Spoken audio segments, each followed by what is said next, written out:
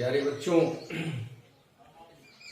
नवीन शैक्षिक सत्र 2020-21 में आप सबका हार्दिक स्वागत है, अभिनंदन है।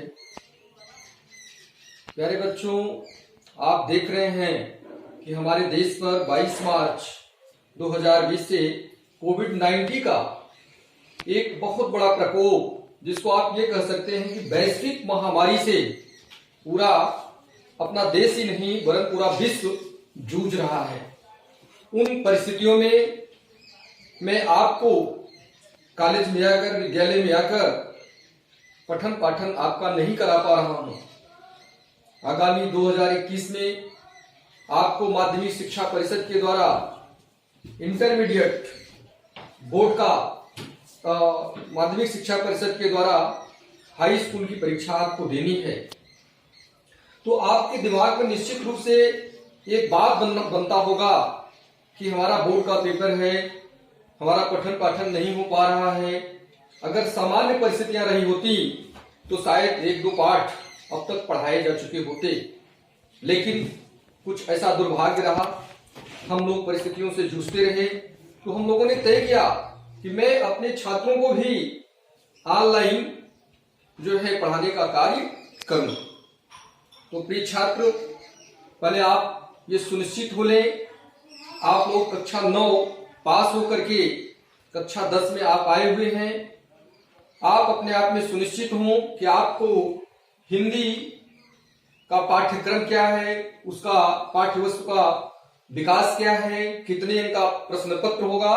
तो आप जाने कि माध्यमिक शिक्षा परिषद के द्वारा पूरा हिंदी का केवल एक प्रश्न पत्र होगा, केवल एक प्रश्न पत्र होगा जो 100 अंक का होगा। कक्षा 10 के पाठ्यक्रम एवं पाठ्यवस्तु के विकास पर चर्चा करने से पहले प्रिय छात्रों, मैं आपको ये बताना चाहूंगा कि इस संसार में, इस दुनिया में ज्ञान से पवित्र कोई चीज नहीं है। ऐसा श्रीमद् भागवत गीता में कहा गया कि ज्ञान, दुनिया में ज्ञान से बढ़कर के कोई पवित्र चीज नहीं है। इसलिए ज्ञान को अधिक से अधिक अर्जन करना चाहिए। और आप देख भी रहे हैं कि हमारा पूरा देश, भारत ही नहीं पूरा विश्व, चाहे अमेरिका हो, चाहे रूस हो, चाहे जापान हो, चाहे जो भी देश है, सारा देश जो है वैश्विक महामारी से जूझ रहा है। तो सबसे पहले पठन पाठन करने से पहले, पाठ्यक्रम बताने से पहले हम उस परम सत्ता का आह्वान करेंगे, उस परम सत्ता से निवेदन करेंगे कि हम सब लोग सुखी हों।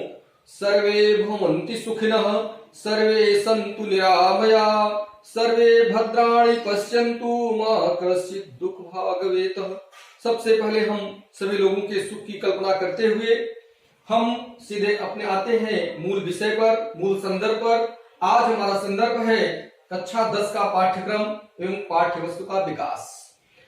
प्यारे बच्चों, अगर आपने, आज हमारी कक्षा का प्रथम दिन है, आप ये सुनिश्चित हो लें कि पूरा हिंदी का प्रश्न पत्र केवल एक होगा जो 100 नंबर का होगा। लेकिन माध्यमिक शिक्षा परिषद के द्वारा 70 नंबर का आपकी लिखित परीक्षा कराई जाएगी और 30 अंक की परीक्षा आपकी जो है रचनात्मक मूल्यांकन के द्वारा होगा, जो विद्यालय में ही लिया जाएगा। समय समय पे 10-10 नंबर के 10-10-10 यानी 30 नंबर आपको विद्यालय से मिलेंगे और 70 नंबर माध्यमिक शिक्षा परिषद के द्वारा बनाए गए प्रश्न पत्र से आपको अर्जित करने होंगे, प्राप्त करने होंगे। तो छात्र, आप ये सुनिश्चित हो लें कि हमारे यहाँ हिंदी का जो है पूरा पाठ से लेकर के अंक भार भी निश्चित किया गया है कि छात्र को किस पर क्या मिलना है। जैसे आप देखें, जो हमारा पहला प्रश्न पत्र होगा वो हिंदी गद्य के विकास का संक्षिप्त परिचय होगा, जिस पर छात्र को कुल 5 अंक मिलेंगे। लेकिन 9th में आप जो है भारतेंदु युग और द्विवेदी युग पढ़ के आए थे। 9th में आप भारतेंदु युग और द्विवेदी युग पढ़ के आए थे, लेकिन 10th में आपको भारतेंदु युग और द्विवेदी युग का अध्ययन नहीं करना है। आप सुनिश्चित हो लें कि मैं नहीं करना है, उस पर आपको ध्यान देने की जरूरत नहीं है। अब आपको 10th में यानी कक्षा 10 की कक्षा में आपको शुक्ल युग या छायावादी युग, शुक्ल युग को छायावादी युग भी कहते हैं। तो अब आपको कक्षा 10 में शुक्ल युग या छायावादी युग जिसकी समय सीमा विद्वानों ने निर्धारित किया है 1919 ईस्वी से लेकर के 1938 ईस्वी तक। इसका आपको अध्ययन करना है, गद्य में देखना है कि शुक्ल युग में यानी छायावाद युग में क्या हुआ, छायावाद की रचनाएं क्या रही, नाटक क्या था, उपन्यास क्या था, कहानी क्या थी, पत्र पत्रिकाएं क्या थी, उससे संबंधित प्रश्न आपसे पूछे जाएंगे। उसी तरह शुक्लोत्तर युग या छायावादोत्तर युग, शुक्लोत्तर युग को छायावादोत्तर युग भी कहते हैं, इसका आपको अध्ययन करना है, जिसकी समय सीमा विद्वानों ने 1938 से लेकर के 1947 ईस्वी तक सुनिश्चित किया है, निश्चित किया है। वैसे तो हिंदी गद्य का जो विकास है वो 6 काल क्रम खंडों में बांटा गया है, लेकिन 9th में आपने 2 पढ़ा, यानी 9th में आपने क्या पढ़ा, भारतेंदु युग और द्विवेदी युग।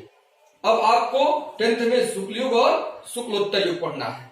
लेकिन हिंदी गद्य का जो विकास है वो पूर्व भारतेंदु युग, भारतेंदु युग, द्विवेदी युग, शुक्ल युग, शुक्लोत्तर युग और स्वातंत्रोत्तर युग जो है, लेकिन आपके सिलेबस में, आपके पाठ्यक्रम में केवल 2 युगों का जो है अध्ययन करना है।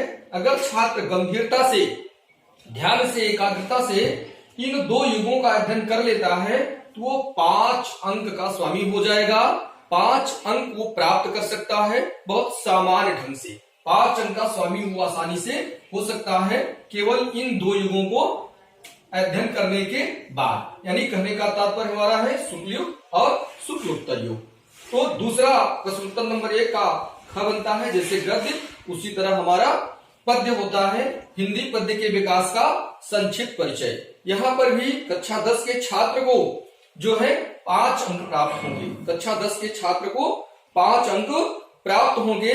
वहां पर आप जब 9th में थे तो 9th में आपने देखा था कि आपको हिंदी पद्य के इतिहास में आदिकाल और जो है पूर्व मध्यकाल या भक्तिकाल पढ़ने का मौका मिला हुआ था। तो आप पिछली कक्षाओं में आदिकाल या वीरगाथा काल और भक्तिकाल या स्वर्णकाल का अध्ययन करके आप आ चुके हैं। लेकिन कक्षा 10 की कक्षा में आपको न तो आदिकाल पढ़ना है, न तो आपको भक्तिकाल पढ़ना है। केवल आपको तीसरा और चौथा यानी उत्तर मध्यकाल, रीतिकाल या कलाकाल, इसका अध्ययन आपको करना है। और आधुनिक काल या गद्यकाल, इसका अध्ययन आपको करना है। यानी कक्षा 9 में जो आप पढ़ के आए हैं उसको पढ़ने की जरूरत नहीं है। प्यारे छात्र, हम लोग जब अध्ययन करते थे तो उसमें ऐसा नहीं था, अंक भार सुनिश्चित नहीं होता था।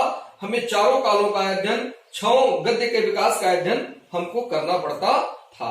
तो आज आप देख रहे हैं कि माध्यमिक शिक्षा परिषद के द्वारा बनाया गया ये वैज्ञानिक पद्धति पर जो ये अंक भार है आपके लिए सरल है, सुबोध है, सुपथगामी है। अगर आपने थोड़ा सा भी ध्यान दे दिया तो बहुत आप सामान्य ढंग से 5 अंक के स्वामी हो सकते हैं। जैसा कि आप देख रहे हैं कि आपने कक्षा 9 में जो है क्या किया, आदिकाल का अध्ययन किया और भक्तिकाल का अध्ययन किया। लेकिन अब आपको कक्षा 10 में केवल उत्तर मध्यकाल या रीतिकाल या कलाकाल, रीतिकाल जो है पंडित आचार्य रामचंद्र शुक्ल के द्वारा दिया गया, कलाकाल रमाशंकर शुक्ल रसाल के द्वारा दिया गया है, जिसकी समय सीमा विद्वानों ने 1643 ईस्वी से लेकर के 1843 ईस्वी तक सुनिश्चित किया है। यहाँ पे पद्य साहित्य से संबंधित क्वेश्चंस, प्रश्न पूछे जाएंगे जो ऑब्जेक्टिव तरह के होंगे। छात्र ने थोड़ा सा अगर उत्तर मध्यकाल या रीतिकाल का अध्ययन किया है तो वो सीधे सीधे यहाँ 5 अंक का स्वामी बन सकता है, 5 अंक को प्राप्त कर सकता है। आधुनिक काल या गद्यकाल, जिसकी समय सीमा विद्वानों ने 1843 ईस्वी से लेकर के आज तक निर्धारित किया हुआ है। तो इस तरह हम उत्तर मध्यकाल और आधुनिक काल यानी रीतिकाल और गद्यकाल का अध्ययन करके 5 अंक यहाँ से प्राप्त कर सकते हैं। तो आप देख रहे हैं गद्य से 5 अंक, पद्य से 5 अंक। दूसरा सवाल जो आपके यहाँ बनता है वो है गद्य हेतु निर्धारित पाठ्य वस्तु। यानी गद्य से हमारे यहाँ पाठ में, कक्षा 10 के पाठ में जो भी पाठ है हमारे यहाँ, उन पाठों का अध्ययन से, पाठों से जो है 2 + 2 + 2 यानी 6 अंक के जो है अंक भार निश्चित किए गए हैं। अगर छात्र ने पाठों का ढंग से अध्ययन किया है तो वो 6 अंक यहां हासिल कर सकता है। उसमें भी अंक भाग डिवाइड किए गए हैं, बांटे गए हैं। जैसे संदर्भ, गद्यांश का संदर्भ, जैसे मान लीजिए आपका मंत्र ही है, पाठ आपका मंत्र ही है, या कोई भी एनीवन कोई भी आप पाठ ले सकते हैं। जो भी पाठ आपके यहाँ पढ़ाया जा रहा है उन पाठों में आप गद्य आ गया, गद्य का केवल संदर्भ आप लिख देते हैं तो आपको 2 अंक। रेखांकित अंश की व्याख्या, हम लोगों के समय में पूरा एक गद्य की व्याख्या करनी पड़ती थी, लेकिन अब ऐसा नहीं है। 1 या 2 लाइन गद्य में जो है रेखांकित रहेगी, केवल उसी रेखांकित अंश की आपको व्याख्या करनी होगी और उसी से तथ्यपरक प्रश्नों का भी उत्तर आपको देने होंगे। 2 तथ्यपरक प्रश्न उससे पूछे जाएंगे और उसका भी उत्तर आपको देना होगा। और वो जो तथ्यपरक प्रश्न है कहीं बाहर से नहीं होंगे, उसी गद्यांश से ही पढ़ करके आपको उत्तर देना होगा। अगर छात्र ने ढंग से उस गद्यांश को पढ़ लिया, समझ लिया, परख लिया तो वो 2 + 2 + 2 यानी 6 अंक का स्वामी हो जाएगा, 6 अंक को प्राप्त कर लेगा। इसी तरह काव्य से, जिस तरह गद्य से 6 अंक, उसी तरह पद्य से भी 6 अंक सुनिश्चित किया गया है। माध्यमिक शिक्षा परिषद ने इसे निश्चित किया है, लेकिन इसमें थोड़ा सा परिवर्तन किया है। यहाँ पे पद्य में संदर्भ के लिए इन्होंने 1 अंक, व्याख्या के लिए इन्होंने 4 अंक, काव्य सौंदर्य के लिए 1 अंक सुनिश्चित किया है। यानी छात्र काव्य का संदर्भ लिखता है, जो भी आया हुआ है तो 1 अंक, उसकी व्याख्या कर देता है तो 4 अंक, काव्यगत सौंदर्य लिख देता है तो 1 अंक। इस तरह वो 6 अंक जो है पद्य से भी प्राप्त कर सकता है। उसके बाद हमारा अगला पार्ट आता है संस्कृत। संस्कृत में जो है संस्कृत गद्यांश अथवा पद्यांश का संदर्भ सहित हिंदी में अनुवाद आता है। संस्कृत का गद्यांश रहेगा अथवा पद्यांश। आपके पास ऑप्शन होंगे अथवा करके चूज करने का मौका होगा कि चाहे आप संस्कृत से, चाहे आप पद्यांश से, श्लोक से, यानी गद्यांश भी रहेगा और श्लोक भी रहेगा और उसमें क्या करना होगा, आपको सीधे सीधे हिंदी में अनुवाद करना है। आपको बहुत लिखने की जरूरत उसमें नहीं है और अनुवाद में आप स्वतंत्र भी नहीं है बहुत बढ़ा चढ़ा के लिखने के लिए। जो भी कुछ है उसी तरह आप उसका वर्णन कर सकते हैं। क्वेश्चन नंबर 5, यहां आप 4 अंक हासिल करेंगे, यानी 1 अंक जो है आप संदर्भ पर और 3 अंक हिंदी के अनुवाद पर। क्वेश्चन नंबर 5 जो है आपका वो निर्धारित पाठों के लेखकों एवं कवियों का जीवन परिचय एवं उनकी रचनाएं। तो छात्रों, जैसे मैंने 9th में आपकी तैयारी कराया था कि आप 3-3 या 4-4 जो है तैयार कर लें, तो आप ये सुनिश्चित हो लें कि आपको 6 अंक हासिल हो जाएंगे। आप पूर्व कक्षा में पढ़ के आए हैं, तैयारी करके आए हैं, आप जानते हैं, तो उसी प्रकार आप कम से कम 3 गद्य से और कम से कम 3 पद्य से कवियों का जीवन परिचय आप तैयार कर लें। बहुत ज्यादा आपको तैयार करने की जरूरत नहीं है, उसकी भी शब्दों की सीमा बांध दी गई है। 80 शब्दों से अधिक आपको लिखने की जरूरत नहीं है। केवल आप इसमें करेंगे क्या, लेखकों का जीवन, जन्म, मृत्यु, माता पिता का नाम और उनकी प्रमुख रचनाएं, 80 शब्द लिख करके आप 6 अंक हासिल कर सकते हैं। लेकिन आप बोर्ड में बैठने जा रहे हैं 2021 में, इसलिए आपकी तैयारी सुव्यवस्थित हो, बोधगम्य हो और ऐसी हो कि आप जरूर उस चीज को प्राप्त कर सके। और छात्र को इस बात का ध्यान रखना है कि कम से कम वो 3 गद्य से तैयार रखे और कम से कम 3 पद्य से तैयार रखे, ताकि जिस पर मैं तैयारी किया मान लीजिए नहीं आया तो दूसरे का उत्तर हम दे सके और दे करके छात्र जो है 6 अंक का स्वामी हो सकता है। यानी 3 अंक को गद्य से ले लेगा, लेखकों से ले लेगा और 3 कवियों से ले लेगा। क्वेश्चन नंबर 6 आपका संस्कृत पाठ से ही आता है। इसी में पूछा जाता है संस्कृत के निर्धारित पाठों से कंठस्थ एक श्लोक जो इस प्रश्न पत्र में न आया हो, वो भी 2 अंक का है। प्यारे छात्र, जैसे 9th में मैंने आपकी तैयारी कराया था, उसी तरह आपको 10th में भी उसी तरह तैयारी करनी है।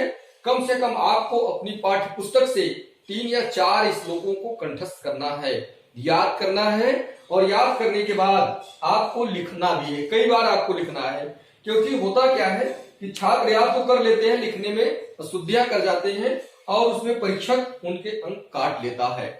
तो अगर ये निश्चित है कि श्लोक पर हमें 2 अंक मिलेंगे, हम पूर्व से इस बात को जानते हैं कि 2 अंक हमको यहां से मिल जाएंगे, तो हमारा पहला काम है कि कम से कम 3 या 4 इस श्लोकों को याद कर लें और याद करने के बाद उसे कई बार अपने घर में अपने कॉपी में जो है नोट कर लें। नोट करने के बाद हम सुनिश्चित हो लें कि जो श्लोक मैंने याद किया है वो सही है कि गलत है। तो कम से कम 3 या 4 आप याद कर लें। हम 3 या 4 इसलिए आपको बार बार कर रहे हैं कि कहीं ऐसा ना हो कि गद्यांश अथवा पद्यांश में आ गया, जो श्लोक आप एक तैयार किए वो आ गया, तो फिर आपके लिए दुष्कर हो जाएगा, दुरूह हो जाएगा इस अंक को प्राप्त करने में। इसलिए कम से कम 3 या 4 श्लोकों को आप कंठस्थ करें, बार बार आप लिखें और लिखने के बाद आप अभ्यस्त हो लें, आप सुनिश्चित हो लें, तो आप 2 अंक के स्वामी यहां भी हो सकते हैं। 2 अंक आप बहुत सामान्य ढंग से पा सकते हैं। 6 में प्रश्नोत्तर नंबर 6 में ख होता है, जिसमें संस्कृत के पाठों पर आधारित 2 अतिलघु उत्तरीय प्रश्न आपसे पूछे जाते हैं, जिनका उत्तर आपको संस्कृत में ही देना होता है। बहुत परेशान होने की आपको जरूरत नहीं है। आपके जो पाठ है संस्कृत पाठ, उन्हीं से ही प्रश्न उत्तर आपसे पूछे जाएंगे। जैसे आपके यहाँ संस्कृत का पाठ है, बहुत ही प्रसिद्ध पाठ है वाराणसी। दूसरा पाठ है आपके यहाँ जो बहुत ही प्रसिद्ध है, वीर वीरेण पूज्यते। इस तरह कई तरह के पाठों का आपको अध्ययन करना है और 4 दिए रहेंगे, जिसमें से केवल 2 को आप लिख करके, यानी एक प्रश्न उत्तर पर 1 अंक और दूसरे पर 1 अंक, यानी 2 अंक यहाँ भी अंकभार निश्चित है और अंक आभार आप प्राप्त कर सकते हैं। अगर थोड़ा सा छात्र ने ढंग से संस्कृत का अध्ययन किया है तो बहुत इजीली ढंग से वो संस्कृत का उत्तर भी दे सकता है। जैसे यहाँ आपसे पूछा जा सकता है कि वाराणसी नगरी कस्य कूले स्थिताः, वाराणसी नगरी कस्य कूले स्थिताः। तो बच्चे को बहुत परेशान होने की जरूरत नहीं है। बच्चे ने वाराणसी पाठ का अध्ययन किया हुआ है, वो देखा हुआ है कि वाराणसी नगरी किसके पुल पर, किसके किनारे पर बसा हुआ है। तो हम जब छात्रों से पूछेंगे, छात्रों ने अध्ययन किया है, जब हमारा आपका वाद विवाद होगा तो हम आपसे इस प्रश्नों को पूछेंगे। लेकिन बेटे मैं आपसे दूर हूं, इसलिए बहुत अधिक हमारी आपकी बातें नहीं हो पा रही हैं। तो आपको पता होना चाहिए कि वाराणसी नगरी कहाँ स्थित है, गंगा के पुल पर, गंगा के किनारे पर स्थित है। तो बच्चे को कुछ नहीं करना है, केवल एक चीज बढ़ाना है उसमें, वाराणसी नगरे गंगायाः कूले स्थिताः। बस आपका ये प्रश्न पूरा हो जाता है और आप 1 अंक के स्वामी हो जाते हैं। जैसे मान लीजिए आपका वीर वीरेण पूज्यते नामक पाठ से प्रश्न आ गया कि वीर केन पूज्यते, वीर केन पूज्यते। तो आपको कुछ नहीं करना है, केवल आपको लिखना है वीर वीरेण पूज्यते, वीर वीरेण पूज्यते, यानी वीर वीर की ही पूजा करता है। तो इस तरह अगर आपने थोड़ा सा कक्षा में एक्टिव होकर के जो है थोड़ा सा पठन पाठन मेरे साथ आपने किया है, तो आपको कहीं किसी प्रकार की कोई दिक्कत नहीं आएगी। तो इस तरह आप यहाँ से 2 अंक और यहाँ से भी 2 अंक हासिल कर सकते हैं, प्राप्त कर सकते हैं। क्वेश्चन नंबर 7 जो आपके यहाँ आपसे पूछा जाएगा वो है काव्य सौंदर्य के तत्व। जैसे आप कक्षा 9 में पढ़ के आए हैं, सेम उसी तरह आपको कक्षा 10 में भी देना है। वहां पे आप वीर रस का अध्ययन किया, यहाँ पे आप दूसरे रस का अध्ययन करना है। वो क्या है आपके यहाँ काव्य सौंदर्य के तत्वों में रस, छंद, अलंकार। तो जो है यहाँ पे हास्य रस और करुण रस, हास्य रस और करुण रस। आपको हास्य रस की परिभाषा, हास्य रस का उदाहरण और उसकी पहचान, उसी प्रकार करुण रस की परिभाषा, उसका उदाहरण और उसकी पहचान, यानी 2 अंक आपको इस पर मिल जाएंगे। चाहे हास्य, ये निश्चित है कि आपके प्रश्न पत्र में हास्य या करुण रस ही आएगा। तो जब ये निश्चित है कि हास्य या करुण रस ही आएगा तो हम इसको रट लेते हैं, लिख लेते हैं। बेटे कई बार पढ़ लिख लेते हैं और तैयार कर लेते हैं, तो परिणाम क्या मिलेगा कि छात्र सीधे 2 अंक का स्वामी हो जाएगा। केवल 2 रसों की तैयारी करने से वो क्या करेगा, 2 अंक का स्वामी हो जाएगा। वैसे तो रसों की संख्या 10 है, वैसे तो रसों की संख्या 10 है, लेकिन माध्यमिक शिक्षा परिषद ने छात्रों के लिए केवल 2 रस जो है रखे हुए हैं जो आपके सिलेबस में पाठ्यक्रम में है, मैं आपको बता रहा हूं, वो है हास्य और करुण रस। इसकी तैयारी आप कर ले विधिवत ढंग से, तो 2 अंक के आप स्वामी हो जाएंगे। अलंकार में आपने वहां शब्दालंकार का अध्ययन किया था कक्षा 9 में, यहाँ पे आपको अर्थालंकार का अध्ययन करना है। और अर्थालंकार के अंतर्गत आपको उपमा, रूपक, उत्प्रेक्षा, अर्थालंकार के अंतर्गत आपको उपमा का, रूपक का और उत्प्रेक्षा का अध्ययन करना है। और इसमें केवल आपको परिभाषा, उदाहरण और उसकी पहचान। और आप ये भी सुनिश्चित रहें कि माध्यमिक शिक्षा परिषद द्वारा जो भी बोर्ड का पेपर आपके सामने आएगा उसमें दूसरा कोई अलंकार नहीं आएगा, केवल उपमा, रूपक या उत्प्रेक्षा ही आएगा, जिसकी तैयारी आप ढंग से अगर कर लेते हैं एकाग्र मन से और कई बार लिख लेते हैं, तैयारी कर लेते हैं, तो यहाँ पर भी आप 2 अंक के स्वामी हो जाएंगे। इस तरह अलंकार के क्षेत्र से भी आपको 2 अंक यहाँ पे मिल जाएंगे। अगला है काव्य सौंदर्य के तंतु में छंद। छंद में भी यहाँ आपको वहां पे चौपाई और दोहा पढ़ के आए थे 9th में, लेकिन 10th में आपको सोरठा और रोला पढ़ना है। ये भी 2 अंक का है, ये भी 2 अंक छात्र को प्राप्त होंगे। लेकिन ध्यान ये रखना है कि बच्चे को सोरठा और रोला की तैयारी कर लेनी है ढंग से, और उसमें केवल सोरठा किसे करते हैं, उसके लक्षण क्या है, उसका उदाहरण क्या है और उसकी पहचान क्या है। तो इस तरह अगर आपने रस, छंद और अलंकार की तैयारी कर लिया तो टोटल 6 अंक के आप स्वामी बन जाएंगे, 6 अंक आप प्राप्त कर सकते हैं। क्वेश्चन नंबर 8 जो है वो 11 अंक का पूरा अंकभार निश्चित किया गया है व्याकरण के दृष्टिकोण से। हिंदी व्याकरण शब्द रचना के तत्व, जिनका क्रम इस प्रकार मैंने लिख दिया है, आप देख सकते हैं, आप नोट कर सकते हैं। पूरा वीडियो आपके सामने है, आप देख रहे हैं 3, 2, 2, 2 और 2 यानी 11 अंक। यानी व्याकरण से, हिंदी व्याकरण से और रचना तत्वों से आपको 11 अंक मिलने हैं। तो उसमें कई खंड रखे गए हैं, जैसे क में आप देख रहे हैं उपसर्ग। उपसर्ग में आपको तैयारी करना है अ, अन, अधि, अप, अन, उप, सह, निर और अभिकर्षु ना। तो केवल आएगा क्या बोर्ड में कि अ उपसर्ग से 2 शब्द बनाइए, 3 शब्द आप बनाइए, जैसे अपमान, अधिकार, इस तरह के शब्दों को आपको बनाना होगा।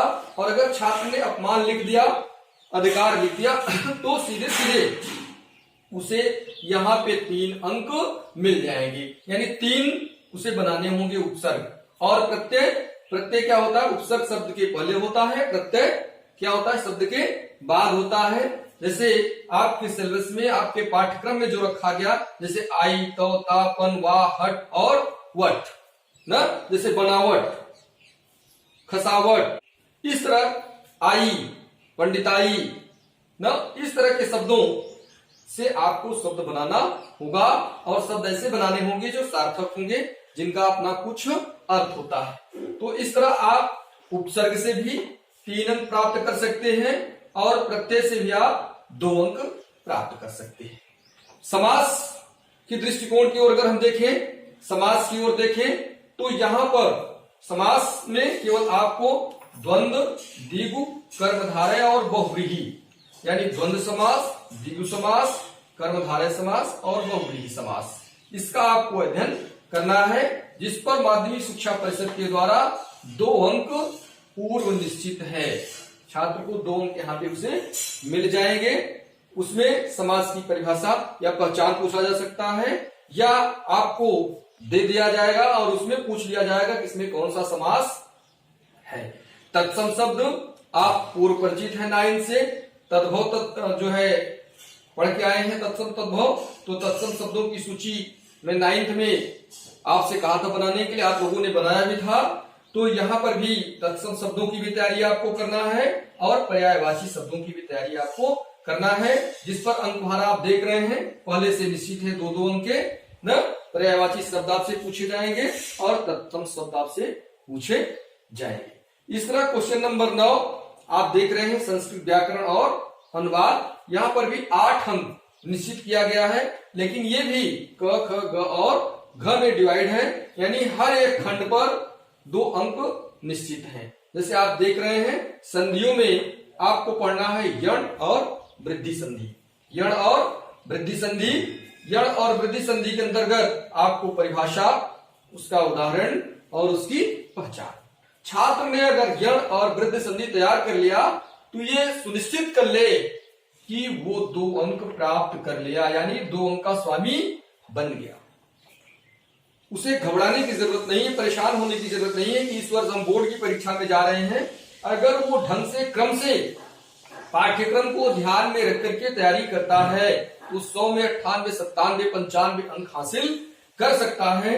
इस तरह आप देख रहे हैं कि शब्द रूपों में सभी विभक्तियों और वचनों में आपको तैयार करना है। संज्ञा में अगर आप देखें तो फल का, मति का, मधु का और नदी का, इन्हीं का जो है आपको सभी विभक्तियों में, प्रथम द्वितीय तृतीय विभक्तियों में अगर आपने तैयार कर लिया ना तो आप यहाँ 2 अंक के स्वामी हो जाएंगे, यानी 2 अंक आप यहाँ भी प्राप्त कर लेंगे।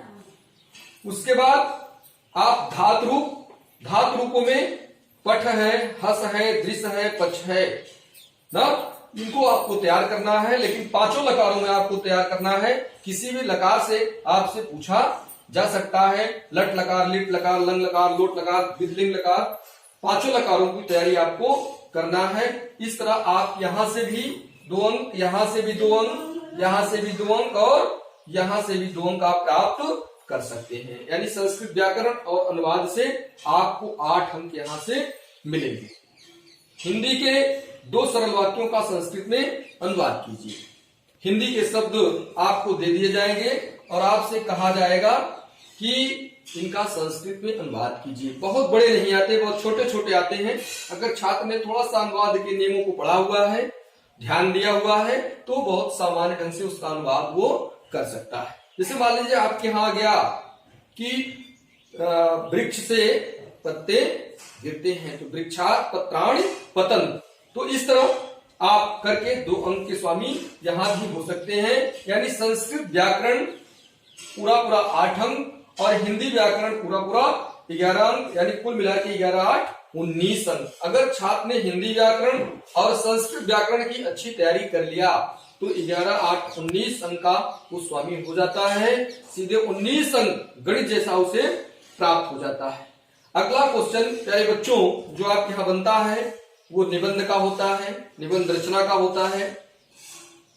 निबंध रचना जो होती है उसमें पेपर सेटर जो होता है बनाने वाला वो देता है, लेकिन उस पर 3-4 चीजों को ध्यान में रखता है, जैसे वैज्ञानिक, सामाजिक, धार्मिक, सांस्कृतिक, आर्थिक, जनसंख्या, स्वास्थ्य, पर्यावरण, यातायात आदि। इस तरह बहुत सारे निबंध 4 आपको दे रहेंगे। एक पर आपको अपनी व्यक्ति प्रस्तुत करनी होगी।